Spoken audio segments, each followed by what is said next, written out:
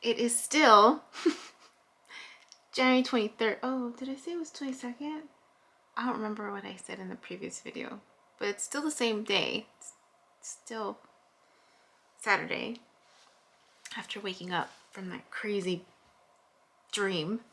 And of course, waking up, right? I was like racking my brain, like going through Chris's previous, Chris from Minnow, just his previous daily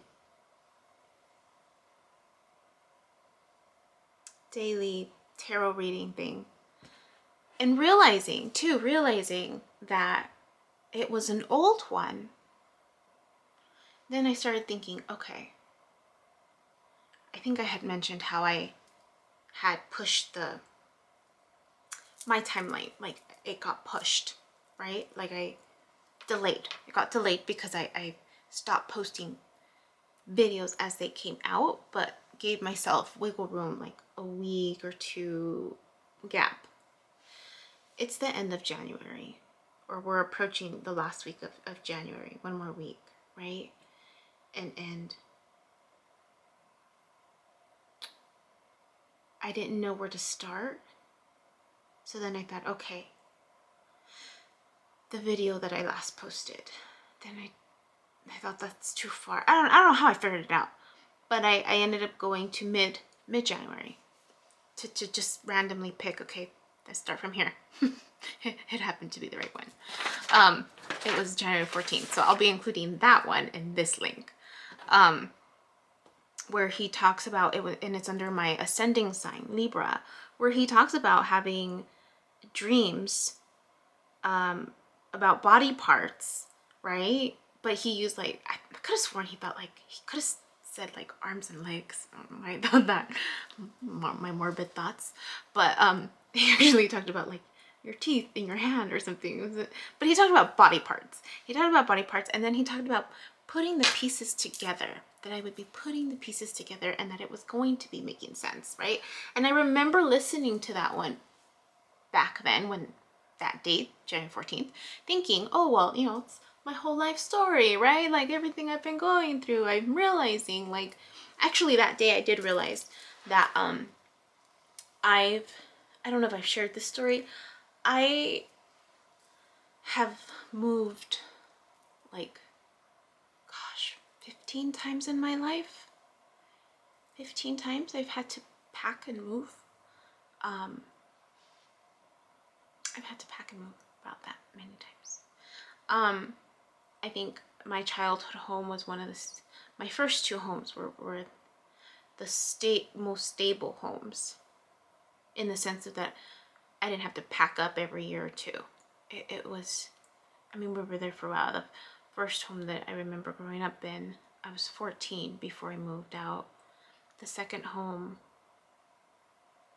I stayed for a while, but it was like this back and forth because we owned two homes at that time, and so it was like this back and forth motion of, I mean, I was there for my high school years, but I went to two different high schools because I couldn't hang with the rich kids. It was just a culture clash. It was just a culture clash. I came from humble beginnings, and then I'm moving into this more affluent area, and I can do it. I tried. I did try like 2 years. I tried and I just couldn't do it. I had to move back. But anyways, I've moved a lot, and there's a part of me, I'd be lying if I said I didn't feel resentment to a certain degree of like not having a firm, stable, grounded, you know, adult life. Adult life, because it really was more as an adult, where I was like, you know, like a gypsy, moving from place to place. But in retrospect, it made sense. Like now that I'm picking up and going to Spain, right? And I don't foresee myself really stopping there. I see myself just going along the map. I wouldn't be able to do that if I had a home, right? If I was grounded. So I remember thinking that when I heard this message. Anyways, I started there, and then I started working my way back. something in me said, just work your way back. So I was listening to all of my, I mentioned that I listened to my sun sign, my ascending sign, my moon sign, and my north node, especially my north node. And so I'm sun sign, Gemini, ascending sign, Libra, moon sign, Capricorn, north node, Leo. I also listen to like Scorpio because that's my water sign. That's the water sign that I have attributed to me. And then sometimes I'll listen to Sagittarius too, because that's also like in one of my other moons or planets or whatever. But anyways, so I did that. I started working backwards. I loved, by the way, that he talked about tarot reading as intense. Like there's an intensity within tarot reading, because then that it validated that other sleepy drunk video that I made where I'm like, it feels like there's just all these ranges, right, of intensity where, you know, to not jump to conclusions, right, and learning how to discern. So I was going backwards and I was remembering, right, he was highlighting certain things that I'm like, oh, that's right. Oh, life lesson. Oh, that's right. Yubi, you know, like, keeping myself in check of like, you're not doing this, right? You learned that lesson. Why aren't you acting in a certain way or behaving? And there's all these things that he's highlighting about the synchronicities that I'm seeing, about, you know, that I have to wait for my soulmate, right? To catch up, right? This sense of creativity that I was going to be in this creative mode, which I totally have been, like nonstop. I'm like sketching and I found something to do with all these triangles that I've been like, you know, like I'm just in this creative mode. I have some ideas that I'm going to propose to this new person, because yeah, I'm just, I wasn't kidding when I'm like, when I dive in the deep end, I dive in the deep end, right? And this image that I kept popping up for me, or this scary dream and what I saw after when I asked God to answer why I was listening to that, right? Or why I saw that, and just really putting the pieces together. And it dawned on me that last one, right? That last card that I pulled up, right? That there was a connection of the tarot card. It was a connection with the image that I saw in my head and the tarot card. And then I was going back, and then as I was listening to him, other images started popping in my head. I had this inclination back in November, and I don't remember if this a new friend had brought it up, or if I just felt like I needed, like it was an idea to create a tarot deck. I don't even know how to read the cards very well, but there was just something in me. And it happened to be around the same time that I actually came across this new individual. And you know, just seeing that this individual on his Bumble post that he's an artist, I was like, I wonder if that's right. And in that point in time, I was thinking, we need to create something. That was something I actually thought of wanting to do with this individual. What held me back was that I think we had only gone out for coffee or something, or we were planning to go out for coffee. So I'm like, I don't even know this guy. Like, who's to say it's not just gonna be like a hi and bye type of situation. So I didn't bring it up. The idea came back recently. Allie yesterday actually, you know, presented a new tarot deck that she was drawn to, that she's promoting. Not her own, but just one that she was drawn to because of the art. MJ actually did create her own tarot deck back in December. Actually around November, December too. With someone. She collaborated with someone. And so as this idea started, you know, solidifying in my head, and then reflecting on the other images that I've had, you know, with the waves, I was just like, oh, I'm sure I can, you know, put something together. And I have been. I'm looking at some of the other images that I've had, and even like the images, the paintings, and it's making sense. So there's that, right? So there's that. But in just reflecting on what Chris's messages have been as I'm working my way backwards, right?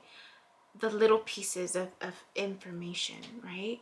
This self-imposed restriction on waiting, as it really is. And I think I mentioned it, right? I'm one of his favorite things to say is like, no stinking thinking. And so I had written that down like a while ago, and it was on my wall, and I was getting ready, and I was just like, oh, you know, and I'm just like, okay. And he continued to reinforce this. So I had not, well, backtrack. I had not watched the mid-month readings, right? I had not watched that because, again, you, within yourself, you determine, right? I determined how much I was going to consume, right? And I wanted to really be present, just present in the moment this month. And so I chose to do that. And I'm not paying too much attention to MJ's because hers are, big picture stuff, right? Future, North Node, life's purpose, and that could be a little overwhelming. And because I was really trying to like stay focused on the now, I like that Chris does a daily, like quick, here you go, here's a few, not to say that it's going to happen in that day, but it just, I just like doing it. So anyways, he kept talking about making sure I walk the talk, right? So then I started thinking Spain. I've been talking a buttload about Spain, and this is the weekend. Like, this is the weekend that I'm having to put all of that together, right? My action towards that. But then he also talked about like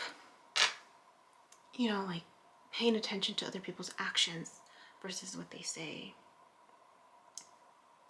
To not worry too much about this lack of words.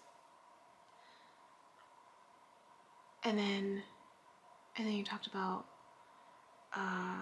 cycles, right? In one of the daily, when I was backtracking, he talked about cycles and to be aware of the cycle, to not repeat a cycle, but to not worry too much because I've already learned the lesson. So as I was chewing on it this morning, right? I was chewing on it. I was reminded of Miss Pima. And Miss Pima talked about life cycles, right? Life and death, rebirth, transformation. And then I started thinking this pattern, this cyclical pattern of like, we're repeating the cycle, right? If it's not for me, it's for somebody else, right? Or if it is for me, I might be in a similar cycle. But the key, right? Again, how I'm going to choose to respond differently. So, and I was getting stuck on this polarity of like, oh, not another cycle. Oh, not another cycle, right?